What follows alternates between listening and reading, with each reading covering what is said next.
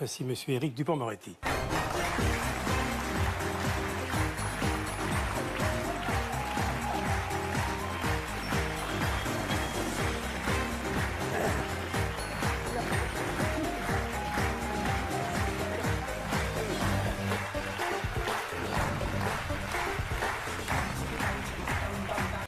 pense que nous avons l'un et l'autre en commun. On a plein de choses en commun, mais on a d'avoir suscité quelques polémiques.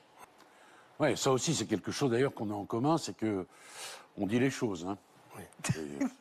On y va, hein. Oui. L'un comme l'autre. Mais si c'est pour monter sur scène et faire de la langue de bois, c'est pas la peine d'y aller. Alors c'est vrai que vous racontez vos 4 années au ministère. Ouais. Ça veut dire que vous connaissez, comme Rachida, tous les rouages.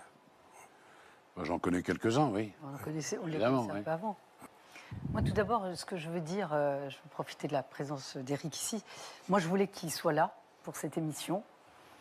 Moi, j'ai rencontré Éric, j'étais magistrat à Péronne. Oui, c'est bien. Et quand j'étais magistrat à Péronne et je faisais les assises à Amiens.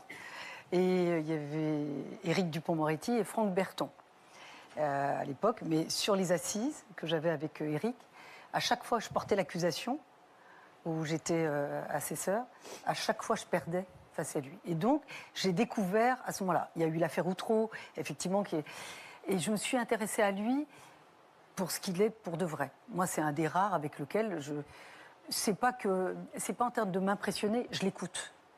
Moi, il y a beaucoup de gens, je m'emmerde beaucoup. Et les hommes en particulier, je me lasse très vite. Je m'ennuie beaucoup. Je dis pas ce que je pense et je m'en vais. Et avec lui, à chaque fois, je l'ai accroché tout le temps. Mais ce que j'ai aimé chez lui, c'est vrai, quand je suis devenue garde des Sceaux, ça a été mon premier appel, je l'ai appelé. Je voulais qu'il porte une mission, notamment pour réformer le code de procédure pénale. Je le suppliais au téléphone, je me souviens, j'ai tout fait, je lui disais, mais me dites pas tout de suite, me répondez pas, répondez-moi plus tard, réfléchissez. Bon, finalement, il m'a dit non. Et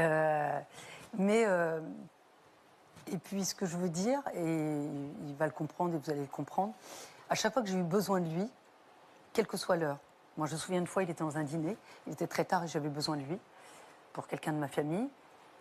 Il s'est déplacé, il m'a jamais rien demandé. Il m'a jamais dit oui, c'est un dossier, c'est pas un dossier. Et à chaque fois que j'ai eu une épreuve personnelle, je l'ai appelé, il était là. Il peut être même très dur avec moi, il peut m'engueuler, c'est vrai, tu m'as quand même beaucoup engueulé. Il m'a beaucoup... ah si. Je ne lui répondais pas, c'est un des rares.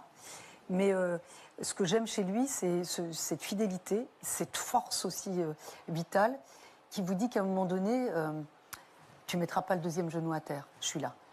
Et donc ça, c'est pour ça que je voulais qu'il soit là aujourd'hui, pour lui dire merci, parce que ça fait de nombreuses années.